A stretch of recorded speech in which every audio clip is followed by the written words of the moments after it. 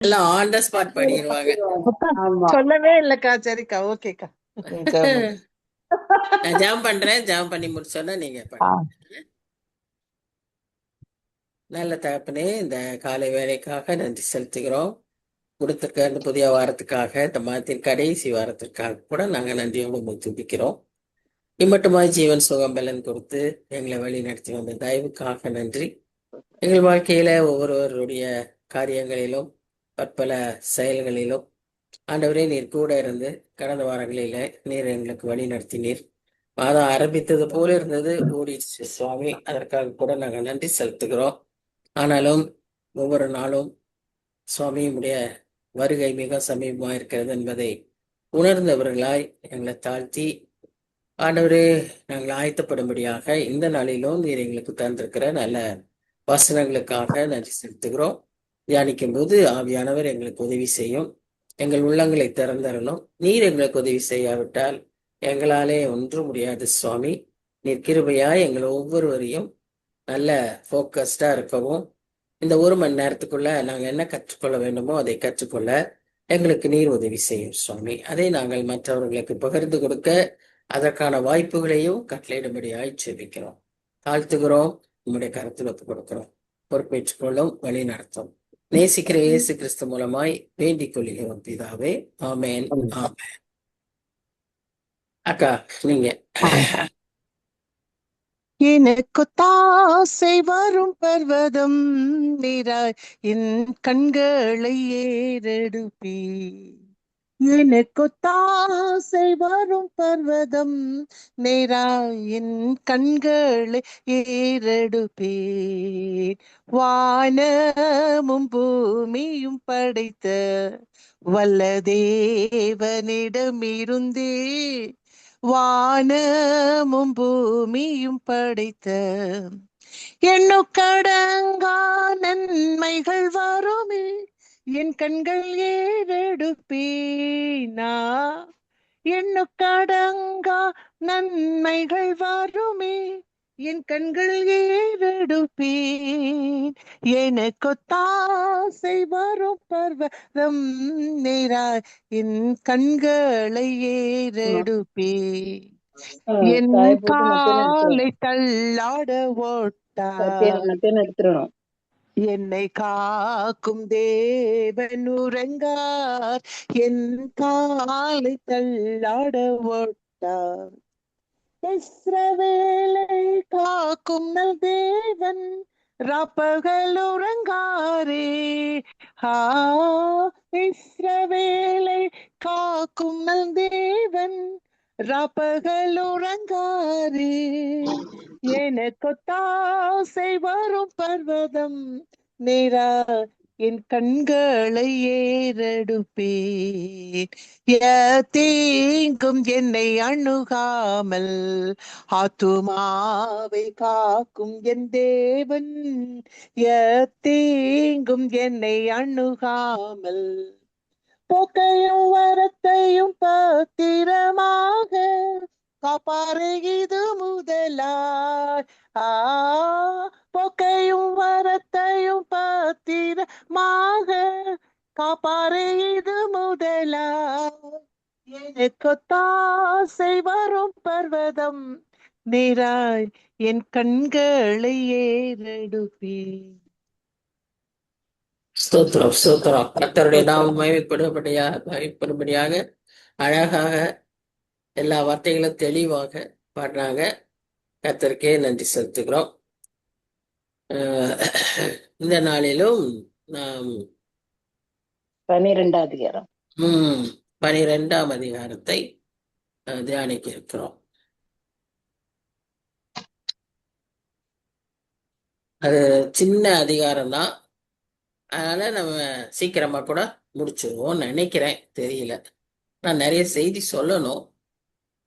சொல்லிட்டோம்னா முடிச்சிட்டோம்னா முடிச்சிடலாம். ஓகே. இப்ப ஏசாயாவை பற்றி நம்ம பார்த்துட்டு இருக்கிறோம். ஏசாயா அவருடைய ஊழியத்தின் சமயத்துல 4 ராஜாக்கள் காலங்களில அவர் ஊழியம் செய்தார். தானியேலை பார்த்தீங்கன்னா 3 ராஜாக்கள் சமயத்துல அவர் ஊழியம் பார்த்தார். அவர் அங்க ஆபீஸ்ல ஒர்க் பண்ணாருன்னு சொல்லி நாம பார்க்கிறோம். இங்கே ஏசாயா 4 ராஜாக்கள் காலங்களில், அதாவது 740 இருந்து 680 பிசி. தப்பா போட்டிருக்கணும்னு நீங்க நினைக்காதீங்க. பிசி வந்து பெரிய வருஷத்துல இருந்து அப்படியே குறைஞ்சிக்கிட்டு வரும். ஏடி தான் 1ல இருந்து ஆரம்பிச்சு அப்படியே இன்க்ரீஸ் ஆகும். ஸோ இங்க நாம பார்க்குறோம், இந்த 740 இருந்து 680 வருஷங்கள் அவர் வந்து ஊழியம் செய்தார் என்று சொல்லி நாம பார்க்கிறோம். அவருடைய ஊழியத்தின் தொடக்க நாட்களுடைய செய்திகளை தான் முதல் 12 அதிகாரங்களில நாம பார்க்கிறோம். அது முக்கியமாக யூதேயா தேசத்துக்காக சொல்லப்பட்ட தீர்க்க தரிசனங்கள். இப்போ அந்த சமயத்துல இவர் சொல்லுகிற அந்த காலகட்டத்துல நீங்க பாத்தீங்கன்னா சீரியர்களுக்கும் எப்ராஹிமர்களுக்கும் தொடர்ச்சியா பிரச்சனைகள் இருந்து கொண்டே இருந்தது. எப்ராஹிமர் என்று சொல்லும்போது அந்த 10 கோத்திரத்தார் வட இஸ்ரேல்ல இருக்கிற அந்த நார்தன் கிங்டம் அந்த பகுதியில இருக்கிற அந்த 10 கோத்திரத்தாரை தான் குறிக்கும். ஒரு எப்ராஹிமர் என்று சொன்னாலும் அவங்க திரளான மக்களா இருக்கிறபடினால எல்லாரையுமே எப்ராஹிமர் என்று கூப்பிடப்படுகிறதை நாம் பார்க்கிறோம். அதோடு கூட இன்னும் கொஞ்சம் பிற்காலங்களில என்ன ஆச்சுன்னு பாத்தீங்கன்னா, இந்த அசீரியர்கள் அதிக தொந்தரவு கொடுத்ததை நாம் பார்க்கிறோம். குறிப்பாக எசேக்கியா காலத்துல அதிக பிரச்சனை. அந்த ராஜா ஒருத்தர் யார் ரொம்ப தொந்தரவு தந்தாருன்னு சொல்லி நீங்க பாத்தீங்கன்னா சனகரிப்பு. சனகரிப். இந்த சனகரிப்புக்கு முன்னால இருந்த திக்லாத் பிலேசர் 3, அதுல இருந்தே இந்த பிரச்சனைகள் ஆரம்பிச்சு. ஆகாஸ் காலத்துல திக்லாத் பிலேசர் 3 அவருக்கு போய் அடிபணிவார் ஆகாஸ். அப்புறம் சல்மனேசர் அடுத்தது வந்தது, 5ஆம் சல்மனேசர். அதற்கு பின்பாக ரொம்ப முரட்டுத்தனமா கொடுமையா கொடூர ஆட்சி பண்ணவர் சனகரிப். இவங்க எல்லாருமே மிக கொடூரமான மக்கள், எல்லாருமே அசீரியர்கள். அதனால அந்த காலகட்டத்துல இது எழுதப்பட்டது. அதனால் பாதிக்கப்பட்ட அந்த இஸ்ரேல் தேசம், குறிப்பாக எருசலேம், அது திரும்ப கட்டப்படுகிறதையும், அது அந்த டிஃபிகல்ட்டு டைம்க்கு எல்லாத்துக்கும் ஒரு முடிவு உண்டு, எல்லாவற்றுக்கும் ஒரு முடிவு உண்டு என்று வேதத்தில் வாசிக்கிறபடி இதற்கும் ஒரு முடிவுண்டு என்ற நல்ல செய்தியை சொல்லுவதற்காகத்தான் இந்த அதிகாரங்கள் எழுதப்பட்டிருக்கு. ஒரு பக்கத்துல அது எச்சரிப்பா இருந்தாலும் ஒவ்வொரு அதிகாரத்தின் கடைசி பகுதிகளில நீங்க பார்த்தீங்கன்னா அதனுடைய அந்த நற்செய்தியை நாம் பார்க்க முடியும். திரும்ப கட்டப்படும், திரும்ப அது உயிர் மீட்சி அடையும் என்பதை சொல்லுகிற செய்தி. இதுல இருந்து நமக்கும் ஒரு நல்ல செய்தி என்னன்னு சொன்னா, நம்முடைய வாழ்க்கையிலும் நாம பலவிதமான இருளான சூழ்நிலைகள், கடினமான நேரங்கள் நமக்கும் வரும்போது நமக்கு இருக்கிற ஒரே நம்பிக்கை, நிச்சயமாக நமக்கு அந்த பிரச்சனைகளுக்கும் ஒரு முடிவு உண்டு. அதற்கும் கர்த்தர் ஒரு வழிகளை உண்டு பண்ணுவார். அவர் திரும்ப கட்டுவார், திரும்ப நம்மை எழும்ப செய்வார். ஒருவேளை நம்ம ரொம்ப டவுனா இருந்தா கூட கர்த்தர் நம்மை உயர்த்துவார் என்கிற நற்செய்திகளை நாம் பார்க்கிறோம். அது மாத்திரம் அல்ல, இதுல இன்னும் ஒரு சில முக்கியமான கோட்பாடுகளை சொல்லப்படுகிறது பார்க்கிறோம். என்ன என்று சொல்லி பார்த்தீங்கன்னா, அந்த 4ஆம் அதிகாரத்தில் வாசிக்கிறபடி யோவான் 4 நாம் வாசிக்கிறபடி அந்த ஜீவ தண்ணீராகிய அந்த ஜீவ தண்ணீரின் ஊற்றாகிய இயேசு கிறிஸ்துவையும் நமக்குள்ள இருந்து புறப்படக்கூடிய ஜீவ தண்ணீரையும் குறித்து அந்த யோவான் 4ஆம் அதிகாரத்தில் நாம் பார்க்கிறோம். இன்னும் 21ஆம் அதிகாரம், வெளிப்படுத்தல் விசேஷம் 21ஆம் அதிகாரத்துல நாம பார்க்கும்போது வருங்காலத்தின் 1000 வருஷ அரசாட்சிக்கு பின்பாக 1000 வருஷ அரசாட்சியில இருக்கக்கூடிய சந்தோஷமான அந்த வருங்கால ராஜ்யத்தை குறித்து, கிறிஸ்து ஆளுகிற ராஜ்யத்துல சமாதானமும் சந்தோஷமும் இருக்கும் என்பதை காண்பிக்கிற அதிகாரமாகவும் இருக்கிறது. ஏசாயாவுடைய தீர்க்க தரிசனங்களே இப்படி உடனே பார்க்கிற ஒரு லென்ஸ் ஆட்டமும், அந்த பூத கண்ணாடி மாதிரி அந்த கொஞ்சம் தூரத்துக்கு தெரிகிற அந்த லென்ஸ் மாதிரியும் ஒரு தூர பார்வையாக ஒரு டெலஸ்கோப் வழியா பார்க்கக்கூடிய ஒரு செய்தி, அவ்விதமான ஒரு தீர்க்க தரிசனத்தை தான் ஒவ்வொரு அதிகாரத்திலுமே அவர் கொடுத்து கொண்டு வருகிறார். அதைத்தான் நாம் பார்த்து கொண்டிருக்கிறோம். இப்போ முதல் வசனம், இந்த வசனத்துல என்ன நம்ம பார்க்கிறோம்னா, அக்காலத்திலே நீ சொல்வது கர்த்தாவே நான் உம்மை துதிப்பேன். இந்த திரும்ப கட்டப்படுகிற நாட்களின் ஒரு செய்தி. நீர் என் மேல் கோபமாய் இருந்தீர், ஆனாலும் உம்முடைய கோபம் நீங்கிற்று, நீர் என்னை தேற்றுகிறீர். என்ன ஒரு நல்ல ஒரு ரியலைசேஷன் பாருங்க. இந்த காரியம் நமக்குள்ள நிறைய பேர்கிட்ட இது செயல்பட வேண்டும். அதாவது நம்ம எல்லாம் ரொம்ப ஊக்கமா ஜெபிக்கிறோம். கர்த்தர் நம்மை அடிச்சாரு, நமக்கு பிரச்சனை வந்துச்சு, அல்லது நமக்கு ரொம்ப டிஃபிகல்ட் டைம்ஸ் இருக்கு அப்படிங்கும்போது நம்ம ரொம்ப கர்த்தரை தேடுறோம். ஆனா கர்த்தர் நமக்கு பதில் கொடுத்து கர்த்தர் நம்மை ஆசீர்வதித்திருக்கிறார் என்ற ஒரு நேரத்துல, அவருடைய கோபம் நீங்கிற்று என்கிற நேரத்துல நாம் என்ன செஞ்சிடறோம்? அவரை மறந்துடுறோம். அவரை நம்ம துதிக்கவே மறந்துடுறோம். ஆனா இங்கே சொல்லப்படுது, கர்த்தாவே நான் உம்மை துதிப்பேன் அப்படின்னு அவர் சொல்றாரு. அதாவது முதலாவது கர்த்தர் கோபமாய் இருக்கிறேன், நீர் கோபமாய் இருந்தீர், என்னை அடித்தீர், நீர் என்னை தேற்றுகிறீர் என்கிற வார்த்தைகள்லாம் ஒருவேளை இந்நாட்கள்ல இருக்கிற நமக்கு அது கொஞ்சம் புரியாமல் இருக்கலாம். கர்த்தர் நம்ம இடத்துல கோபமா இருப்பாரா?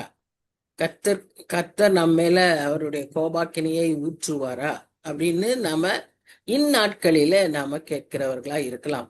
ஆனா ஒன்று நமக்கு தெரியும், அவருடைய கோபத்தை அவர் சேர்த்து வைத்து கடைசி நாட்களில அவர் திரும்ப வரும்போது அவருடைய அந்த உபத்திரவ நாட்கள்ல அதற்கு முன்பாக அந்த கோபாக்கினையை ஊற்றுகிறார்.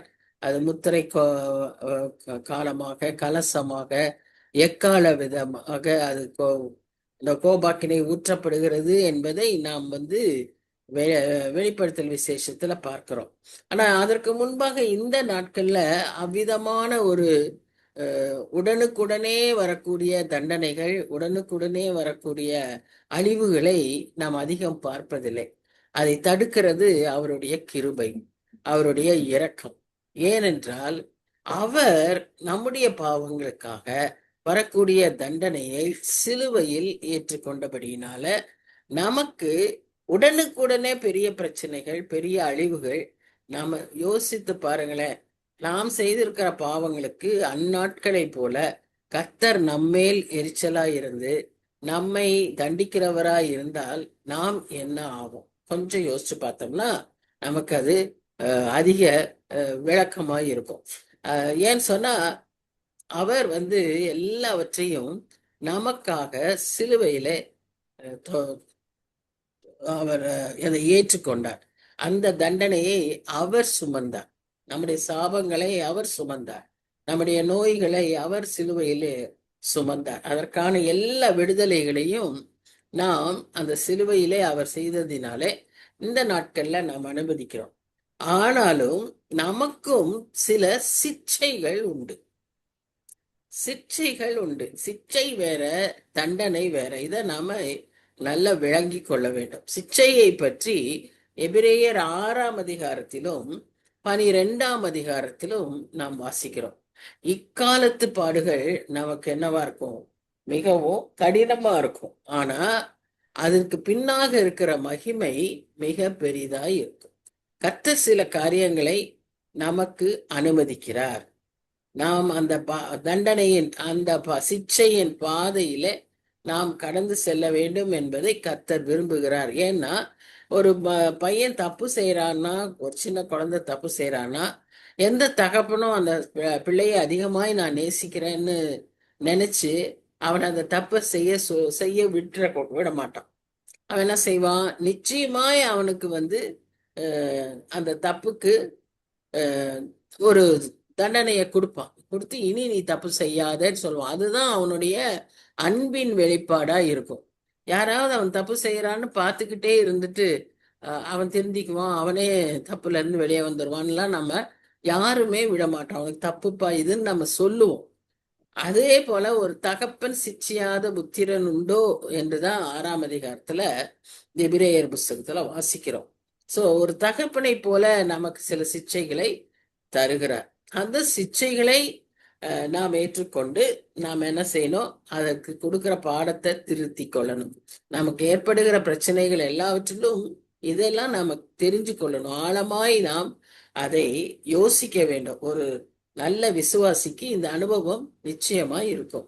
யாரும் நமக்கு ஏற்படுகிற பிரச்சனைகளை பார்த்து இந்த மேலோட்டமா உலகத்தார் சந்திக்கிற மாதிரி, ஐயோ எனக்கு இப்படி ஆயிடுச்சே, நான் இப்படி ஆயிட்டேனே, எனக்கு இந்த மாதிரி ஒரு தொந்தரவு வச்சே அப்படின்லாம் யாருமே, ஒரு நல்ல விசுவாசி அவங்களுக்கு வரக்கூடிய பெரிய வியாதியோ பெரிய நஷ்டமோ ஆனாலும் கூட அவ்விதமாய் யோசிக்கவே மாட்டாங்க. ஏன்னா அவங்களுக்கு நல்லா தெரியும், கர்த்தருடைய கரம் இதில் இருக்கிறது. கர்த்தர் அனுமதியாமல் எனக்கு எதுவும் நடக்காது.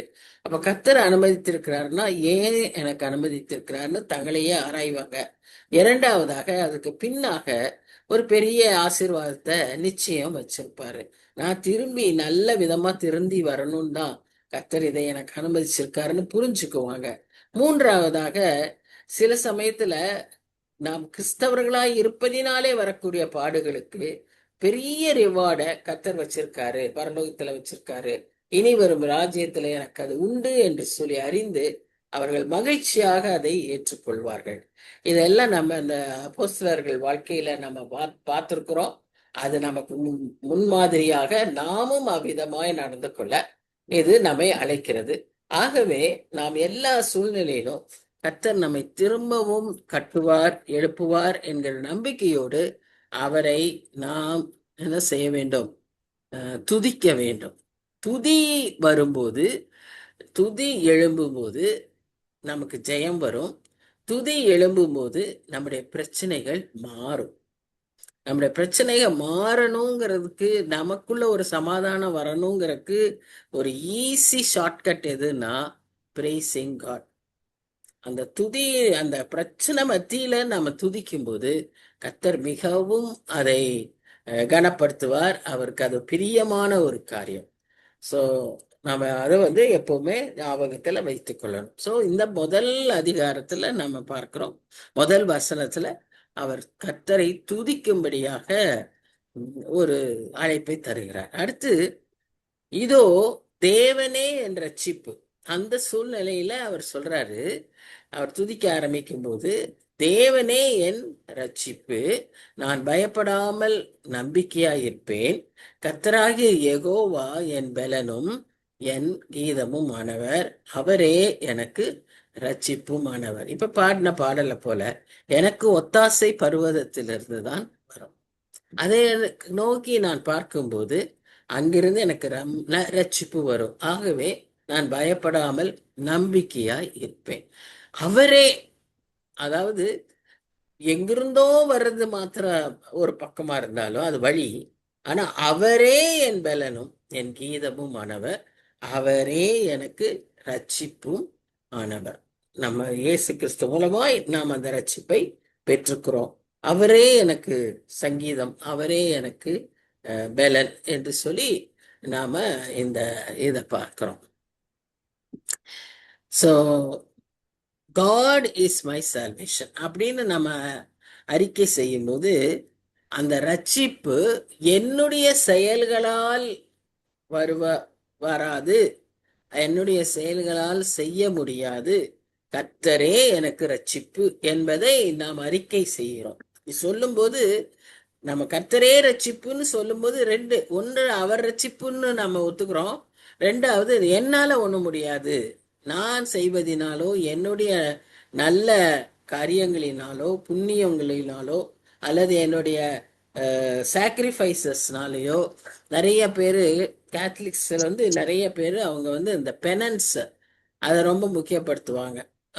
பொறுத்தல், விட்டு கொடுத்தல், அப்புறம் என்ன சொல்றது, அந்த உபவாசம். அந்த உபவாசம்னு நாம சொல்லுவோம். அவங்க நிறைய சாக்ரிஃபைசஸ் செய்வாங்க. இதை நான் ஆண்டவருக்காக விட்டு கொடுக்குறேன் அப்படின்வாங்க. அப்படி நிறைய செய்வாங்க. அவங்களோட நம்பிக்கை என்னன்னா, அப்படியெல்லாம் செய்தா அவங்களுக்கு ரட்சிப்பு கிடைக்கும், பாவ மன்னிப்பு கிடைக்கும்னு அவங்க நினைக்கிறாங்க. ஆனா நம்முடைய கர்த்தர் சொல்றார், அது கிரியைகளினால் உண்டானதல்ல, அது கர்த்தருடைய ஈவு, அது விசுவாசத்தினால் உண்டானது. நாம் கர்த்தர் நமக்கு தந்தார் அப்படின்னு நம்ம அதை ஏற்றுக்கொள்ளணும். அது கிருபையினால் வருகிறது, கிரியையினால் அல்ல. இதை நாம் எப்பொழுதும் நல்ல தெளிவா புரிஞ்சுக்கணும். ஸோ நம்ம இதை அறிக்கை செய்யும்போது கர்த்தரே என் ரட்சிப்பு, அவர் என் ரட்சகர் அப்படின்னு நம்ம சொல்லும்போது என்னுடைய செயல்களோ என்னுடைய நீதியோ என்னுடைய புண்ணியங்களோ எதுவும் அதை கொண்டு வராது. கர்த்தர் தான் என் வெளிச்சம், கர்த்தர் தான் என் ரட்சிப்புன்னு நம்ம சொல்றோம். இதே தான் ரோமர் 5ஆம் அதிகாரம் 1ஆம் வசனத்தில் கூட நாம அங்க பார்க்கிறோம். அவர் நம்மை விசுவாசத்தினால நீதிமான்கள் ஆக்குகிறார்.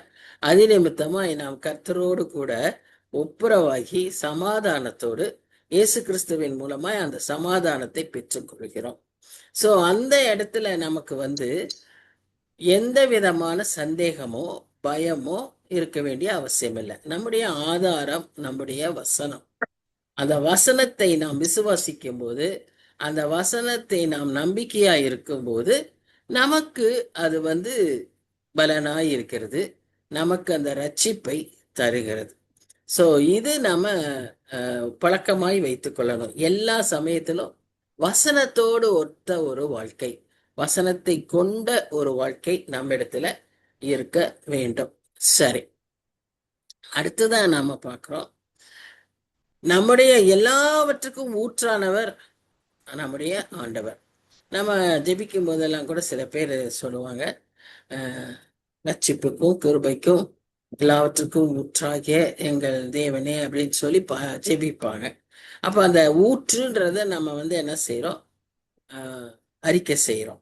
அவர் தான் எங்களுக்கு எல்லாம் கொடுக்கிறவர், அவரே எங்களுடைய பலன், அவரே எங்களுடைய சந்தோஷம், அவரே எங்களுடைய சமாதானம், அவரே எங்களுடைய ரட்சிப்பு அப்படின்னு சொல்லிட்டு, அது மாத்திரம் பலன் மாத்திரம் இல்ல, அவரே எங்களுடைய கீதம், சங்கீதம், பாடல் அப்படின்னு சொல்லி நாம பார்க்கிறோம். இதுவும் ஒரு கிருபை.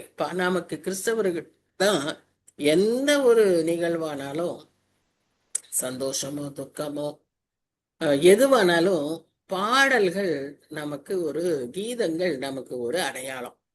நம்ம வீடுகள்ல நீங்க பாத்தீங்கன்னா தினமும் நமக்கு அந்த பாடல்கள் ஒலித்து கொண்டே இருக்கும். துதி பாடல்கள், ஜெப பாடல்கள், விசுவாச பாடல்கள், ஆறுதல் பாடல்கள், அடுத்தது சந்தோஷமான பாடல்கள். இது மாத்திரம் அல்ல, நம்முடைய கிறிஸ்தவர்களுக்கு இன்னும் ஆண்டவர் கொடுத்திருக்கிற கிருபையினால, ஆவியானவருடைய வரங்களினால சில பாடல்களை நாமே எழுதக்கூடிய திறமையையும் ஆண்டவர் கொடுத்திருக்கிறார். ஒருவேளை எல்லாருக்கும் இல்லைன்னாலும் ஆண்டவர் அனாயின் பண்ணிருக்க, அபிஷேகம் பண்ணினவர்களுக்கு அந்த கிருபையை தந்திருக்கிறார். அடுத்து அதை பாடக்கூடிய திறமையையும் கர்த்தர் தந்திருக்கிறார். இப்படி நமக்கு எப்படியாவது நமக்கு பாட முடியுதோ இல்லையோ, நம்ம அப்படியே ஹம் பண்ணிக்கிட்டே இருக்கலாம். எங்க அம்மாச்சியை நான் பார்த்துருக்கேன். அவங்க தான் இருப்பாங்க, பாடிக்கிட்டே தான் நடந்துக்கிட்டு வருவாங்க. அப்புறம் சும்மா உட்காந்து இருக்கும் போது ஈஸ்டர் எல்லாம் கூட அப்படி சாஞ்சுக்கிட்டே கண்ணை மூடிக்கிட்டு அந்த அந்த காலத்து சாங்ஸ் அண்ட் சோலோஸ், இங்கிலீஷ் சாங்ஸை பாடிக்கிட்டே இருப்பாங்க.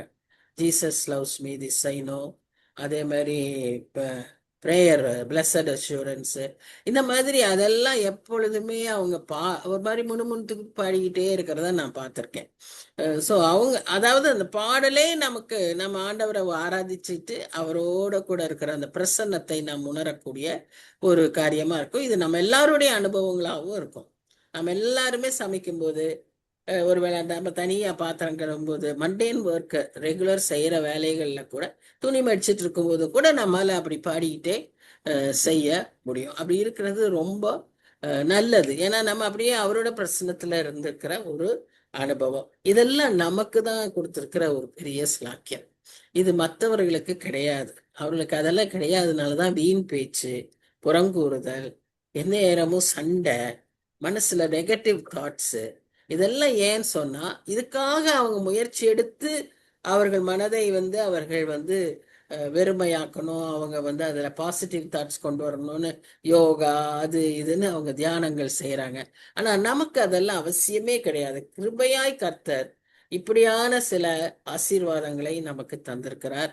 அதை நாம பயன்படுத்தணும். நாமும் உலகத்தாரை போல இல்லாதபடிக்கு நம்முடைய நேரங்கள், நம்முடைய மற்ற காலங்களை எல்லாமே இவ்விதமாய் நாம் அதை செலவழிக்க முயற்சிக்க வேண்டும். சரி, 3ஆம் வசனத்துல நாம என்ன வாசிக்கிறோம்னா, நீங்கள் ரட்சிப்பின் ஊற்றுகளிலிருந்து மகிழ்ச்சியோட தண்ணீர் மொன்று கொள்வீர்கள். சோ நம்முடைய ஊற்று, எல்லாவற்றின் ஊற்றும் நம் ஆண்டவர்ங்கும் போது அவரே நம்முடைய ரட்சிப்பின் ஊற்று. இந்த ரட்சிப்பின் ஊற்றிலிருந்து மகிழ்ச்சியோட தண்ணீர் மொண்டு கொள்ளணும். இப்போ அந்த ஏன் அதை ஊற்று தண்ணீர்னு அடிக்கடி யூஸ் பண்றாங்கன்னா, எந்தெந்த காரியங்கள் அவங்களுக்கு ரொம்ப புரியுதோ அப்படிதான் தீர்க்கதரிசி, குறிப்பா ஏசாயா ரொம்ப சிம்பிளா நிறைய விஷயங்களை சொல்லியிருக்கிறார். உதாரணமா சொல்றாரு. இங்கேயும் அது ஏன் சொல்றாருன்னா, இவங்க இந்த வனாந்திரத்துல நடந்து வந்தவங்க.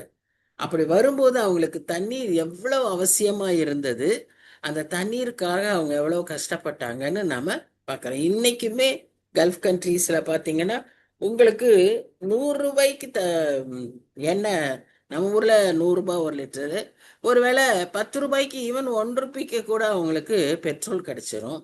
ஆனா 1000 ரூபாய் வேணும் ஒரு கேன் தண்ணி வாங்குறதுக்கு. எங்க கல்ஃப் கண்ட்ரிஸ் மாத்திரம் இல்ல, என் பையன் சொல்லுவான், யூரோப்பியன் கண்ட்ரீஸ்ல கூட தண்ணீர் குடிக்கிறதுக்கு காசு கொடுத்து தான் தண்ணி வாங்கணும். ஹோட்டல்ல கூட தண்ணிக்கு வேணும்னா காசு கொடுத்து தான் தண்ணி வாங்கணும். இங்க நம்ம எவ்வளவு சுலபமா தண்ணீர் கிடைக்குதுல்ல. சரி, நாமளே கூட வெளியே வாங்கணும்னு சொன்னா 10 ருபீஸ்க்கு ஒரு பாட்டில், 20 ருபீஸ்க்கு ஒரு பாட்டில்னு கிடைக்குதுல்ல. அங்கெல்லாம் 100 ரூபாய்க்கு மேல செலவு பண்ணணுமா, யூரோப்பியன் கண்ட்ரீஸ்ல கூட. அப்ப கல்ஃப்ல இன்னும் அதிகமாகும். அப்ப அந்த அளவுக்கு தண்ணீர் நமக்கு ரொம்ப அவசியம். அந்த தண்ணீர் ஒரு தாகம் வந்தா எப்படி இருக்கும்னு நமக்கு தெரியும். இந்த தாகத்தை இயேசு கிறிஸ்து சிலுவையிலேயே அனுபவித்தார். பிசிக்கலாவும் ஸ்பிரிச்சுவலாவும் அனுபவித்தார். இங்க நமக்கு சொல்லப்பட்டிருக்கிற மகிழ்ச்சியான செய்தி என்னன்னா, அவரே ரட்சிப்பின் ஊற்று. அவரிலிருந்து நாம் என்ன செய்ய முடியும்? மகிழ்ச்சியோட தண்ணீர் மொண்டு கொள்வீர்கள். ஏன்னா அவர் அற்புதமாய் அவர் நமக்கு அந்த தண்ணீரை கொண்டு வர முடியும். அவர் யாத்திராகமம் 17ஆம் அதிகாரம் 6ஆம் வசனத்திலையும் 16ஆம் அதிகாரத்துல அந்த மன்னா கொடுத்ததையும் நம்ம பார்க்கிறோம். அவர் எப்படி அற்புதமாய் அவர்களுக்கு மன்னாவையும் தண்ணீரையும் கொடுத்தார். அந்த கண்மலை நம் கிறிஸ்து.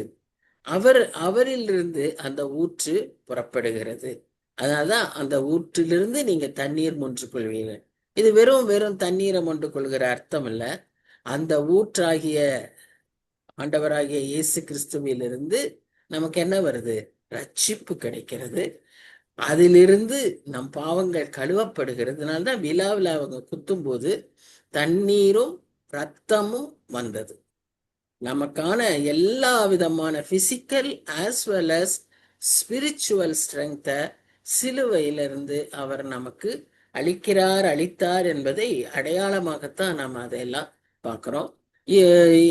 யோவான் 4ஆம் அதிகாரத்துல நாம் அவர் வாசிக்கிறோம் இல்லையா? 4:14 யாராவது வாசிக்கிறீங்களா? யோவான் 4:14.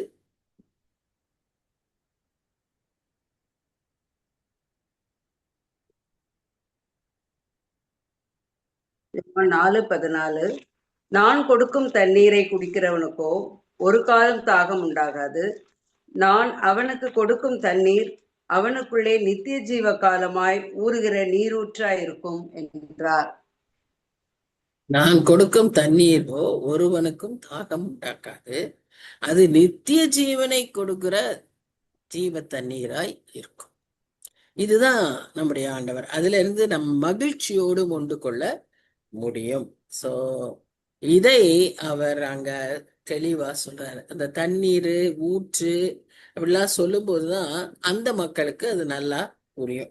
ஒருவேளை நமக்கு அது அவ்வளவு விளங்கலைனாலும் ஆண்டவர் நமக்கு சிலுவையில செய்த காரியம் நமக்கு தெரியறதுனால நம்மால இதை புரிந்து கொள்ள முடியும்.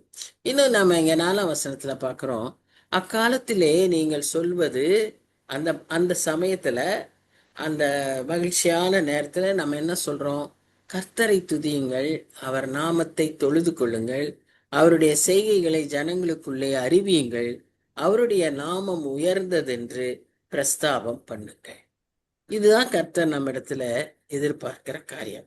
முதலாவது கர்த்தரை துதிக்கணும். ரெண்டாவது அவருடைய நாமத்தை தொழுது கொள்ளணும், worship the name of the Lord. மூன்றாவது அவருடைய செய்கைகளை ஜனங்களுக்குள்ளே அறிவிக்கணும். நமக்கு எவ்வளவு காரியங்களை செஞ்சிருக்காரு, ஆச்சரிய விதமாய் நடப்பிக்கிறாரு, அதை நாம் சொல்லணும். நான்காவதாக அவருடைய நாமம் உயர்ந்ததென்று பிரஸ்தாபம் பண்ண. அவர் எவ்வளவு பெரியவர், அவர் எவ்வளவு வல்லவர், அவரால் எப்படி எல்லா காரியத்தையும் செய்ய முடியும் அப்படிங்கிறத நாம அறிவிக்க வேண்டும். ஸோ யாரும் சும்மா இருக்கக்கூடாது. இங்க சொல்லப்படுகிறபடி ஒரு கூட்டத்தார் ஊழியக்காரங்கன்னு ஃபுல் டைமா போனவங்க மாத்திரம்தான் சொல்லணும், இதெல்லாம் என்னுடைய வேலை இல்லை அப்படின்னு யாருமே சொல்ல முடியாது. பாஸ்டர்ஸ் தான் சபையில சொல்லணும், அவங்க தான் எல்லா காரியங்களும் செய்யணும், நாம ஒன்றும் செய்ய வேண்டாம், நாம மற்றவங்களுக்காக ஜெபம் பண்ண வேண்டாம் அப்படின்லாம் நம்ம நினைக்கவே கூடாது. அவங்க செய்யறாங்களோ செய்யலையோ, நம்ம ஒவ்வொருவர் மேலும் விழுந்த இது கடமை. எப்படியாவது நம்ம மக்களுக்கு அறிவிக்கணும், அவருடைய நாமத்தை பிரஸ்தாபப்படுத்தணும், அவருக்கு எப்பொழுதும் நன்றி சொல்லுகிறவர்களாய் இருக்க வேண்டும். இதுதான் நம்மள எதிர்பார்க்கிற காரியம். ஏன்னா அவருடைய ஊற்று எப்படி வருமா, அந்த யோவான் 4ஆம் அதிகாரத்திலும் பார்க்கிறோம். நீதிமொழிகள் 4ஆம் அதிகாரத்தின் கடைசி வசனத்துல கூட நாம் அதை பார்க்கிறோம். எல்லா காவலோடு உன் இருதயத்தை காத்துக்கொள், அப்பொழுது உன்னிலிருந்து ஜீவ ஊற்று புறப்படும். அப்ப அந்த ஜீவ ஊற்று புறப்படுறதுக்கு நாம் செய்ய வேண்டியது நம்ம இருதயத்தை காத்து கொள்ளணும், பரிசுத்தமாய் வைத்துக் கொள்ளணும். தீய நினைவுகள், தீய எண்ணங்கள் இதெல்லாம் எடுத்துடணும். அப்படின்னா அந்த யோவான் 4ஆம் அதிகாரத்துல சொல்றபடி அவர் கொடுக்கிற தண்ணீர் நமக்கு தாகத்தை தீர்க்கும், நமக்கு இன்னும் என்ன செய்யும், நம்மிலிருந்து அந்த நித்திய ஜீவனை நமக்கு ஊறுகிற ஊற்றாய் நீரூற்றாய் இருக்கும். அடுத்து அது மற்றவர்களுக்கு பயன்படும், நம்மிலிருந்து அது மற்றவர்களுக்கு பயன்படும். அதுதான் கர்த்தர் நமக்கு எப்பவுமே கற்றுக் கொடுத்திருக்கிற காரியம். நம்ம இதை கவனமாக இதுலயும் இருக்க வேண்டும். அதாவது நமக்கு என்ன ஆசீர்வாதங்களை கர்த்தர் கொடுத்திருக்கிறாரோ, படிக்க கொடுத்திருக்கிறாரோ, பாட கொடுத்திருக்கிறாரோ, எழுத கொடுத்திருக்கிறாரோ, பணம் கொடுத்திருக்கிறாரோ, இந்த நல்லா புரிஞ்சுக்கிற ஒரு சக்தியை கொடுத்திருக்கிறாரோ, எதை கொடுத்திருந்தாலும் அதை மற்றவர்களுக்கு நாம் எப்படியாவது பிரயோஜனப்படுத்த வேண்டும். You are blessed to be a blessing to others. இதை நம்ம மறக்கவே கூடாது. கர்த்தர் நம்மை இவ்வளவாய் ஆசீர்வதித்திருக்கிறார், அது நாம மற்றவர்களுக்கு அதை கொடுக்க வேண்டும். அது நாம பெருக்கிக் கொள்வது எப்படி அப்படின்னா துதிப்பதினாலே. நாம் எப்ப துதிக்கிறோமோ அப்பதான் அது நம்மில் இருக்கிறது பெருகும். அதை நம்ம எப்ப திறந்து மற்றவங்களுக்கு கொடுக்கிறோமோ அப்பதான் நமக்குள்ளாக அது ஊறும். எதுவுமே அப்படிதான். சாலமோனுக்கு இந்த பல நாடுகளிலிருந்து நிறைய கிஃப்ட்ஸ் கொடுத்தாங்களாம். இது ஒரு ஸ்டோரியா ரியலா தெரியாது, பட் ஒரு ஆல்வேஸ் எல்லாரும் சொல்லுவாங்க. அப்படி அவனுக்கு ஒரு நல்ல ஒரு பாட்டில்ல ஒரு இது கொடுத்துருந்துருக்காங்க. அது தைலம். அது அவனுக்கு அது எப்பெல்லாம் உடல் சோர்வா இருக்கோ அதை நீ இது பூசிக்கிட்டீன்னா உனக்கு நல்லா சுகம் வரும்னு சொல்லியிருக்காங்க. ஆனா அவன் இது வரைக்கும் அவனுக்கு யூஸ் பண்ணவே இல்லை. ஏன்னா அவன் என்ன நினைச்சான்னா அவனுக்கு கஷ்டமான சமயத்துல மாத்திரம் அதை எடுத்துக்கலான்னு. ஆனா அவன் அரண்மனையில எத்தனையோ பேர் கஷ்டப்பட்டிருக்காங்க. அந்த சமயத்துல எல்லாம் இதை திறந்து அவன் கொஞ்சம் கொடுத்துருந்தா கூட அவன் மற்றவர்களுக்கு அது பிரயோஜனமா இருந்திருக்கும். அவன் எதுவுமே செய்யல, ஈவன் தனக்கும் இது வரைக்கும் யூஸ் பண்ணல. அப்ப கடைசியா டெத் பெட்ல இருக்கிறப்போ, ரொம்ப முடியாதப்போ அவனுக்கு ஞாபகம் அந்த பாட்டில் எடுத்து கொடுங்கன்னு சொன்னா, அந்த பாட்டில திறந்தா அதுல ஒண்ணுமே இல்லை, பூரா அழுகி நாரி போயிருந்தது. பயன்படுத்தினாதான் அது என்னவா இருக்கும், பிரயோஜனமா இருக்கும். பயன்படுத்தினாதான் அது நல்லா இன்னும் அதிகமாய் அது வளர்ச்சி அடையும். பயன்படுத்தலைன்னா அது அழுகி நாரிப்போம். இதை பல விதத்துல புதிய ஏற்பாட்டிலும் நம்ம பார்க்கிறோம். தாளந்துகளை பயன்படுத்தாதவனை அவன் அக்கினி கடல்ல போடுன்னு சொல்றாரு இல்லையா? பயன்படுத்தினவனை இன்னும் பெருக்கிறாரு, 5 10 2 4 அது அவனவனுக்கு தகுந்த மாதிரி ஆண்டவர் தராரு. அதை நம்ம எதை தந்திருக்கிறாரோ அதை பயன்படுத்தணும், அதை நாம அதிகப்படுத்தணும். அதை எப்படி அதிகப்படுத்தணும்? துதியினால நாம் அதிகப்படுத்த முடியும். மற்றவர்களுக்கு அதை கொடுப்பதினாலே நாம் அதை அதிகப்படுத்த முடியும். இதான் சின்ன சின்ன வழி, ஸ்மால் டிப்ஸ் ஆண்டவர் வச்சிருக்காரு. எல்லாமே ரொம்ப ரகசியம். நம்மளுடைய வேதத்தை ஒரு பொக்கிஷமாய் நாம் பார்த்து, ஒரு ட்ரெஷர் ஹண்ட் மாதிரி, இங்க என்ன டிப்பு, இதுக்குள்ள என்ன வழி, இதுக்குள்ள அப்படின்னு நம்ம பார்த்தோம்னா 1000 இருக்கு. அது அவ்வளோ இருக்கு அதுல. அதை அப்படி பார்க்கணும். நம்ம சும்மாடி வேதத்தை வாசிச்சுட்டு போறதுனால தான் அதுல இருக்கிற அந்த நல்ல அருமையான பொக்கிஷங்கள், முத்துக்கள்ன்றாங்க, ரகசியங்கள்ன்றாங்க, இதெல்லாம் நாம கண்டுபிடிக்க முடியாது. இப்போ இப்படி ஆழமா நம்ம படிக்க படிக்க அவைகள் எல்லாம் நமக்கு ஆண்டவர் காண்பித்து கொடுத்துக்கிட்டே இருக்கிறார். இப்போ அதனால கர்த்தருடைய காரியங்களை நாம் எப்பொழுதும் பிரசித்தம் பண்ணணும். 5ஆம் வசனத்துல பாத்தீங்கன்னா, கர்த்தரை கீர்த்தனம் பண்ணுங்கள், அவர் மகத்துவமான கிரியைகளை செய்தார். எஸ், இது பூமி எங்கும் அறியப்பட கடவுது என்பீர்கள். சியோனில் வாசமாய் இருக்கிறவளே, நீ சத்தமிட்டு கெம்பீரி, இஸ்ரவேலின் பரிசுத்தர் உன் நடுவில் பெரியவராய் இருக்கிறார். இப்போ அவங்களுக்கு ஒரு நல்ல நம்பிக்கை. இப்படி பல நெருக்கத்துல, யுத்த காரியங்களில, தோல்வியில, இடுக்கங்கள்ல இருக்கும்போது அவங்களுக்கு இன்னும் தொடர்ந்து சொல்லப்படக்கூடிய அந்த சூழ்நிலையில தான் சொல்றாரு. இந்த கட்டளையெல்லாம் நல்லா இருக்கிற சமயத்துல அவர் சொல்லல, இந்த மாதிரி இருக்கக்கூடிய சூழ்நிலையில தான் சொல்றாரு, கர்த்தரை கீர்த்தனம் பண்ணுங்கள், அவர் மகத்துவமான கிரியைகளை செய்தார். அவங்களுக்கு எப்படி செஞ்சாரு நமக்கு தெரியும் இல்லையா? ஒரு காலகட்டத்துல இந்த சனகரிப் ராஜா வந்து அவர்களை தொந்தரவு பண்ண போது 1,85,000 பேரை ஒரே ராத்திரியில ஒரு தூதன் அவர்களுக்காக யுத்தம் பண்ணி துரத்தினார். இவங்க யுத்தமும் பண்ணல, இவங்களுக்கு எந்த செலவும் இல்லை, எந்த நஷ்டம் இல்லை, ரத்தம் சிந்துதல் இல்லை. இவங்க சும்மா தூங்கிட்டு இருக்கிறாங்க, காவல் காத்துட்டு இருந்திருக்காங்க. ஆனா அங்க யுத்தம் நடந்து அவங்க எல்லாம் ஓடி போயிட்டாங்க. அந்த மாதிரி காரியங்களை கர்த்தர் செய்திருக்கிறார். அதனால அவருடைய மகத்துவமான கிரியைகளை செய்தார். இதே போல நமக்கும் நிறைய செஞ்சிருக்காரு. நம்ம என்ன செய்யணும்னா உட்காந்து யோசிக்கணும். இந்த உபவாச நேரங்கள்லாம் அதுக்குத்தான். ஏன்னா இப்ப சும்மா இப்படி யோசிச்சோம்னா அதுக்குள்ள நமக்கு வேற பெல்லு சத்தம் கேட்கும், யாரா வர்றாங்க போறாங்க, மற்ற வீட்டுல என்ன செய்யணும், இந்த யோசனைகள்லாம் வரும். ஆனா இந்த உபவாசிக்கிற நேரம் என்னன்னா, நம்ம மைண்ட் எல்லாம் ஃபோக்கஸ்டா அவரை பற்றி, அவருடைய வாழ்க்கையை பற்றி, அவருடைய வசனங்களை பற்றி யோசிக்கும் போது கர்த்தர் செய்த கிரியைகளை நாம் நினைத்து பார்த்தோமானால் முதலாவது அதை தான் நம்ம செய்யணும். அப்பதான் நம்ம அவரை துதிக்க முடியும், அவரை ஆராதிக்க முடியும். அப்படி நாம யோசிக்கும் போது நமக்கு என்ன செய்யும்னா, கர்த்தர் எவ்வளவு அதிசயமான காரியங்களை நமக்கு செய்திருக்கிறார், எவ்வளவு மகத்துவமான காரியங்களை நமக்கு அவர் செய்திருக்கிறார் என்பதை நாம் விளங்கிக் கொள்ள முடியும். அதை நாம் சும்மா வைத்துக் கொள்ளக்கூடாது. அது பூமி எங்கும் அறியப்பட கடவுது அப்படின்னு நாம சொல்லுவோமா? எல்லாருக்கும் எப்படியாவது நான் சொல்லிடணும், அது மாதிரி மூலமாவது அது கடந்து போகணும் அப்படின்னு நாம சொல்லுவோமா? ஏன்னு சொன்னா, நம் மத்தியில இஸ்ரவேலின் பரிசுத்தர் பெரியவராய் இருக்கிறார்.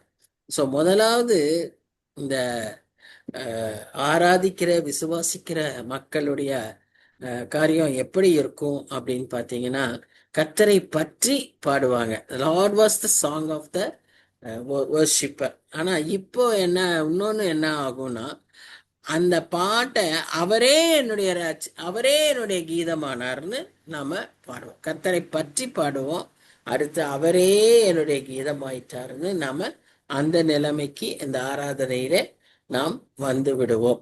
சோ அது நமக்கு அந்த அனுபவம் மிக மிக அவசியம். அடுத்தது, நம்ம மத்தியில அவர் பெரியவராய் இருக்கிறார். யாரு? இஸ்ரவேலின் பரிசுத்தர். இன்னைக்கு இது மிக மிக அவசியம். இன்றைக்கு ஒரு விசுவாசியினுடைய குடும்பங்களிலும் சபைகளிலும் கர்த்தர் நம் மத்தியில இருக்கணும். ஒன்று, அவர் பெரியவராய் மகத்துவ காரியங்களை செய்கிறவராய் அவரை நாம் அறிந்து கொள்ள வேண்டும். 2, 3வது, பரிசுத்தராய் அவரை நாம் அறிந்து, சபைகளின் மத்தியில கூட இது அவசியமாய் இருக்கிறது, குடும்பங்களிலே இது அவசியமாய் இருக்கு. கர்த்தர் பரிசுத்தராய் நம் மத்தியில் இருக்கிறார் அப்படின்னும் போது நம்மகிட்ட என்ன, இப்ப நம்ம வீட்டுக்கு சாதாரணமா ஒரு கெஸ்ட் வராங்கன்னா கூட நம்ம முதல்ல என்ன செய்யறாங்க, கிடுகிடுன்னு எல்லாத்தையும் சுத்தம் பண்றோம் இல்ல? அப்போ பரிசுத்தராய் நம் மத்தியில இருக்கிறாருன்னு சொல்லும்போது நமக்குள்ள எந்த விதமான தீய காரியங்கள் இருக்கக்கூடாது, அசுத்தமான காரியங்கள் இருக்கக்கூடாது, அவர் அருவருக்கிற காரியங்கள் இருக்கக்கூடாது. இததான் அந்த இதுல நாம் விளங்கிக் கொள்ள வேண்டியதா இருக்கிறது. இப்படியாக இந்த 12 வசனங்களில கர்த்தர் நம்மோடு கூட தெளிவாய் இந்த அதிகாரத்தின் மூலமாக பேசியிருக்கிறார். அவர் நம் மத்தியில நமக்குள்ளாக பரிசுத்தராய், பெரியவராய், மகத்துவமான காரியங்களை செய்கிறவராய் இருக்கிறார் என்பதை நாம் பார்க்கிறோம். சரி, இந்த 6 வசனங்கள்ல நாம இந்த காரியங்களை பார்த்தோம். யாராவது ஒருத்தர் ஜெபிக்கிறீங்களா?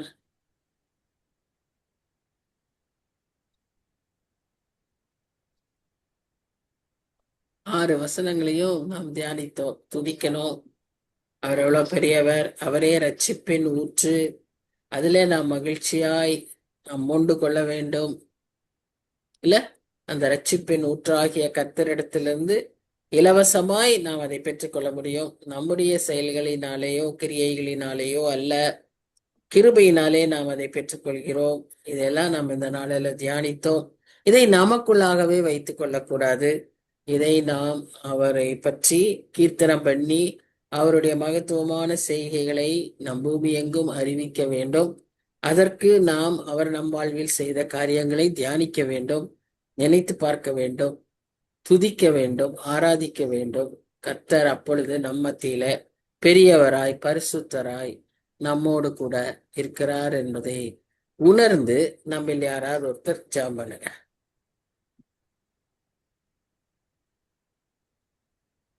ஸ்தோத்திரிக்கிறோம் தகப்பனே, உண்மை நாங்கள் துதிக்கிறோம் துதிக்கிறோம் துதிக்கிறோம் ராஜா. நேற்றும் இன்றும் என்றென்றும் மாறாத இருக்கிறவரை சர்வ வல்லவரே உண்மை நாங்கள் துதிக்கிறோம் துதிக்கிறோம் துதிக்கிறோம் துதிக்கிறோம் அப்பா. அதிசயமானவரே உம்மை நாங்கள் துதிக்கிறோம் துதிக்கிறோம். ஆலோசனை கர்த்தரே உம்மை நாங்கள் துதிக்கிறோம். நித்தியமானவரே உம்மை நாங்கள் துதிக்கிறோம் துதிக்கிறோம் துதிக்கிறோம் அப்பா. உம்மை துதிக்கிறோம் துதிக்கிறோம். சர்வ சிருஷ்டிக்கும் எஜமானிகரே உம்மை நாங்கள் துதிக்கிறோம். சர்வ லோகாதிபதியே உம்மை நாங்கள் துதிக்கிறோம். அண்ட சராசரங்களின் தேவனாகிய கர்த்தர் நீர் மாத்திரமே ராஜா, உம்மை நாங்கள் துதிக்கிறோம். உம்முடைய பேர அறிவினால நீர் எல்லாவற்றையும் உண்டாக்கி உருவாக்கி வைத்திருக்கிறீர் தகப்பனே. அப்பா உமக்கு நன்றி செலுத்துகிறோம், உம்மை துதிக்கிறோம் துதிக்கிறோம். நீர் பரிசுத்தர் பரிசுத்தர் பரிசுத்தர் அப்பா. எங்கும் நிறைந்தவர் எல்ஷடா ஏலோகிம் சர்வ வல்லவர் அப்பா. உம்மை நாங்கள் துதிக்கிறோம் கர்த்தாவே. இந்த நாளில அப்பா ராஜா கேட்ட உம்முடைய வார்த்தையின்படி மீண்டுமாக எங்களுக்கு அப்பா துதியின் காரியங்களை கர்த்தர் இந்த நாளில் எங்களுக்கு கற்றுக் கொடுத்த தயவுக்காக உமக்கு ஸ்தோத்திரம் அப்பா. பூமி எங்கும் உம்முடைய மகிமை நிறைந்திருக்கிறது ராஜா. ஸ்தோத்திரம் ஆவியானவரே. அந்த மகிமைக்குள்ளாக நாங்கள் இந்த நாட்களில் வாழ்ந்து கொண்டிருக்கிறோம் அப்பா. உம்மை துதிப்பதற்கும் உம்மை ஸ்தோத்தரிப்பதற்கும் உம்முடைய நாமத்தை நாங்க பிரஸ்தாவப்படுத்துவதற்கும் உம்மை தொழுது கொள்வதற்கும் இன்னும் அதிகமாய் நீர் எங்களை தகப்பனே உம்முடைய ஆவியினாலே நீர் எங்களை ஆண்டு கொள்ளும்படியாக நாங்கள் செபிக்கிறோம் ஏசப்பா. ராஜா எங்களுக்கும் மற்றவர்களுக்கும் கர்த்தர் நீர் வித்தியாசத்தை உண்டு பண்ணி வைத்திருக்கிறேன். எங்களுடைய நாவுகள் உம்மை துதிக்கும் துதியினாலே எப்பொழுதும் நிரம்பி இருக்கட்டும் என்று நாங்கள் செபிக்கிறோம். எங்க சிந்தனைகள் செயல்கள் ஒவ்வொன்றிலும் உம்முடைய நாமத்தை நாங்க மகிமைப்படுத்துகிறவர்களாக காணப்படணும் ராஜா. உம்மை உயர்த்துகிறவர்களாக காணப்படணும் ராஜா. எப்பொழுதும் துதியின் சங்கீதங்களினாலும் துதியினாலும் ஞான பாட்டுகளினாலும் கீர்த்தனையினாலும் ஏசப்பா உம்மை துதிக்க உம்முடைய நாமத்தை மகிமைப்படுத்த உம்மை உயர்த்த இன்னும் எங்களுக்கு அதிக அதிகமாக நீங்க கிருபை பாராட்டுங்கன்னு நாங்க செபிக்கிறோம் ஏசப்பா. உமக்கு நாங்க நன்றி செலுத்துகிறோம் அப்பா. உம்மை துதிப்பதே எங்களுக்கு இன்பமும் அப்பா. ஸ்தோத்திரம் ஸ்தோத்தரிக்கிறோம். அது மகா பெரிய பலனுமா இருக்கிற தயவுக்காக உமக்கு நாங்க நன்றி செலுத்துகிறோம் ஐயா. ராஜா நீர் தந்த தகப்பனை இப்படி வல்லமுள்ள வார்த்தைகளுக்காக அதிகமாய் உம்மை நாங்கள் ஸ்தோத்தரிக்கிறோம் ஏசப்பா. இதை நாங்கள் அதிகமாய் அதிகமாய் எங்களுடைய நாட்கள்ல இது எல்லாவற்றையும் நாங்கள் அதை பிரயோஜனப்படுத்தி கொள்ள, அதை மற்றவர்களுக்கும் நாங்கள் தெரிவிக்க, எங்க செயல்களினால எங்களுடைய பேச்சுகளினால ஏசப்பா அதை மற்றவர்களுக்கு நாங்கள் தகப்பனை காண்பிக்க எங்களை ஒரு விசை கூட தகுதிப்படுத்தும்படியாக நாங்கள் ஜெபிக்கிறோம் ஏசப்பா. கேட்ட வார்த்தைகள் ஒவ்வொன்றும் இன்னும் அதிகமாய் அதிகமாய் எங்களை உற்சாகப்படுத்தி எங்களை பலப்படுத்தினதற்காக உமக்கு நாங்க நன்றி செலுத்துகிறோம். இந்த பூமியில வேற ஒன்றும் இல்லை ஏசப்பா. நாங்கள் வேண்டிக் கொள்வதற்கு முன்பதாகவே எங்களுடைய காரியங்கள் எல்லாம் நீர் அறிந்திருக்கிறீரப்பா. எங்களுக்கு இருக்கிற ஒரே ஒரு பாக்கியம் உம்மை துதிப்பதும் உம்முடைய நாமத்தை நாங்க தொழுது கொள்வதுமே தவிர இந்த பூமியில ஒரு வென்றும் இல்லை தகப்பனே. அப்பா அதுல நாங்கள் நிலைத்திருக்க எங்களுக்கு மீண்டும் கிருபை பாராட்டுங்கன்னு நாங்க செபிக்கிறோம் எங்க ஒவ்வொருவரையும் தகப்பனே நீர் அப்படியே பயன்படுத்தி வருகிற ராஜா. அப்பா நன்றி செலுத்துகிறோம், நன்றி செலுத்துகிறோம் தகப்பனே. அப்பா அந்த வார்த்தைகள் தகப்பனே இன்னும் அதிகமா எங்களை பலப்படுத்தி இன்னும் ஞானத்தினால அப்பா சோத்திரம் நீர் எங்களை நிரப்பி அப்பா எங்களை நடத்தும்படியாக நாங்கள் ஜெபிக்கிறோம் ஏசப்பா. எங்க ஒவ்வொருவரையும் இப்படி திருக்கரத்துல தாழ்த்தி ஒப்பு கொடுக்கிறோம்ப்பா. ரட்சிப்பின் ஊற்றை தகப்பனை நாங்கள் அனுதினமும் அப்பா பருகிறவர்களாக காணப்பட எங்களுக்கு உதவி செய்யுங்க ஏசப்பா. ஜீவ தண்ணீர் உள்ள நதியை நாங்க ஒவ்வொரு நாளும் பெற்றுக்கொள்ள அப்பா நீங்க எங்களுக்கு கிருபை பாராட்டுங்கன்னு நாங்க ஜெபிக்கிறோம் ஏசப்பா. ராஜா ஸ்தோத்திரம் ஸ்தோத்திரம் ஸ்தோத்திரம் ஸ்தோத்திரம் அப்பா. எங்க இருதயங்களை ஒரு விசை தகப்பனை ஆராய்ந்து அறிந்திருக்கிற தேவன் நீங்கப்பா. ராஜா ஸ்தோத்திரம் ஸ்தோத்திரம் ஸ்தோத்திரிக்கிற தகப்பனே உடைய நாம மகிமைப்படட்டும் கர்த்தாவே. அப்பா உம்மை உயர்த்துகிறோம், உமக்கு நாங்க நன்றி செலுத்துகிறோம். எங்க ஒவ்வொருவரையும் மீண்டுமாக உடைய கரத்துல தாழ்த்தி ஒப்பு கொடுக்கிறோம். கர்த்தர் பெரிய காரியங்களை செய்து வருகிற நாள் முழுவதும் நாங்கள் சந்தோஷத்தோடு தகப்பனே அப்பா ஸ்தோத்திரம் உடைய சமூகத்துல வந்து அப்பா மகிழ்ச்சியோடு உடைய காரியங்களை கற்றுக்கொள்ள கர்த்தர் கிருபை தாரும். எல்லா தடைகளும் இயேசுவின் நாமத்தினாலே மாறட்டும் என்று நாங்கள் ஜெபிக்கிறோம். மீண்டும் அடுத்த வாரத்துல எல்லாரும் தவறாமல் கலந்து கொள்ள அப்பா நீங்க உதவி செய்யுங்கன்னு நாங்க ஜெபிக்கிறோம் ஏசப்பா. இப்படி பரிசுத்த கரத்துல எங்களை தாழ்த்தி ஒப்பு கொடுக்கிறோம். மீட்பெருமாகிய இயேசு கிறிஸ்துவின் வல்லமுள்ள நாமத்தினாலே ஜெபிக்கிறோம். எங்கள் ஜீவன் நிறைந்த எங்கள் அன்பின் நல்ல தகப்பனே. ஆமென். என் ஆத்துமாவே கர்த்தரை ஸ்தோத்திரி. என் ரட்சகருடைய நாமத்தை ஸ்தோத்திரி. என் ஆத்துமாவே கர்த்தரை ஸ்தோத்திரி. ஸ்தோத்திரி. அவர் செய்த சகல உபகாரங்களையும் மறவாதே. ஆமென். ஆமென். Thank you, Auntie. Thank you. Thank you, Ma. Thank you. God bless you all. Thank you.